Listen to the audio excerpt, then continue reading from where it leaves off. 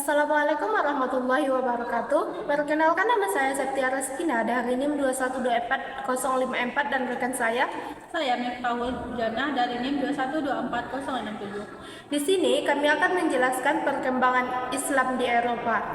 Selamat menyaksikan. Saya berpendapat bahwa perkembangan Islam di Eropa adalah fenomena sosial yang sangat menarik di abad ini. Jumlah muslimnya meningkat dari waktu ke waktu, baik melalui imigrasi, angka kelahiran, dan perpindahan agama. Islam menjadi agama terbesar kedua di Eropa. Data ini menunjukkan bahwa perkembangan Islam di Prancis mencapai 5-6 juta, di Jerman 5 juta, di Inggris 4 juta, dan ini menunjukkan bahwa perkembangan Islam tidak bisa dipisahkan dari kehidupan masyarakat di Eropa. Saya setuju tentang peningkatannya, tetapi jangan saya optimis itu. Realitanya, perkembangan Islam di Eropa banyak dibarengi dengan tensi politik dan sentimen Islamofobia. Dan banyak dari masyarakat Eropa yang merasa kurang nyaman dengan identitas publik Islam, terutama dalam isu jilbab dan pembangunan masjid. Survei menunjukkan tingkat kepercayaan Islam lebih tinggi dibandingkan agama yang lain. Jadi pertumbuhan itu memang ada, tetapi bukan sebagai penerimaan, tetapi ketegangan yang terus meningkat. Adanya ketegangan tersebut, tetapi hal itu tidak berarti perkembangan Islam terhenti. Justru semakin banyak tantangan yang dihadapi, semakin kuat pula komunitas Muslim mempertahankan hak sosial mereka. Kita bisa melihat dari berdirinya masjid besar di kota Eropa seperti Masjid Cambridge yang baru, Masjid Cologne di pusat-pusat Islam di London. Semua ini menunjukkan bahwa perkembangan secara kelembagaan Islam tetap berkembang meskipun menghadapi penolakan. Itu sih memang bertambah, tetapi pembangunan masjid sering mengalami demonstrasi dan boikot. Bahkan di Swiss pada tahun 2009, warga melarang pembangunan menara masjid. Dan di Perancis, masjid dijaga dengan sangat ketat. Bahkan ada yang sampai ditutup atas dasar radikalisme.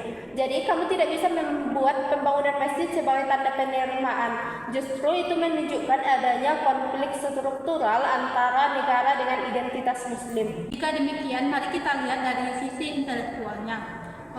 Islam di Eropa juga mengalami perkembangan dalam bidang pendidikan dan pemikiran. Banyak universitas di Eropa membuka program studi Islam, riset tentang syariah, dan pemikiran Muslim.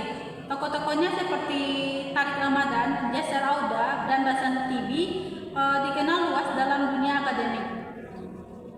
Hal ini menunjukkan bahwa Islam tidak hanya hadir secara jumlah, tetapi juga diakui sebagai bagian dari perkembangan pemikiran ilmiah.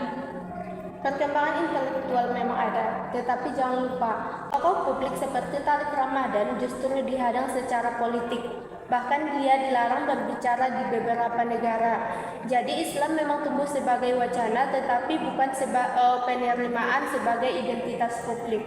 Selain itu, jumlah mualafnya juga meningkat, terutama di Inggris dan di Jerman. Banyak warga Eropa yang merasa kehidupannya modern, terlalu sekuler, dan kosong secara spiritual.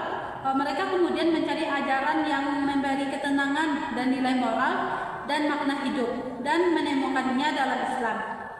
Fenomena ini menunjukkan bahwa Islam tidak hanya diterima oleh imigran, tetapi juga diterima oleh masyarakat Eropa asli dan menjadikannya sebagai pilihan dan keyakinan hidup.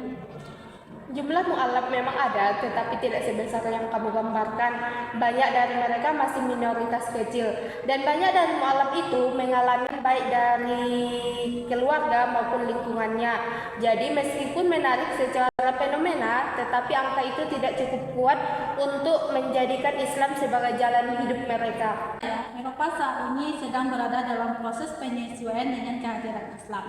Konflik identitas yang muncul bukanlah tanda penolakan permanen, melainkan proses adaptasi dan integrasi.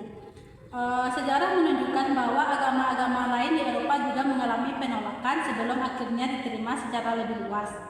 Saya melihat perkembangan Islam di Eropa tetap mengarah ke integrasi yang lebih matang, di mana Islam menjadi bagian dari masyarakat Eropa tanpa harus menghilangkan identitasnya. Saya tidak seyakin itu. Eropa bukan hanya mengalami penyesuaian, tetapi pertarungan ideologis nasionalisme dengan sekularisme dengan kehadiran Islam. Jadi Islam memang berkembang, tetapi berkembang secara kontradiktif, tumbuh sekaligus ditolak.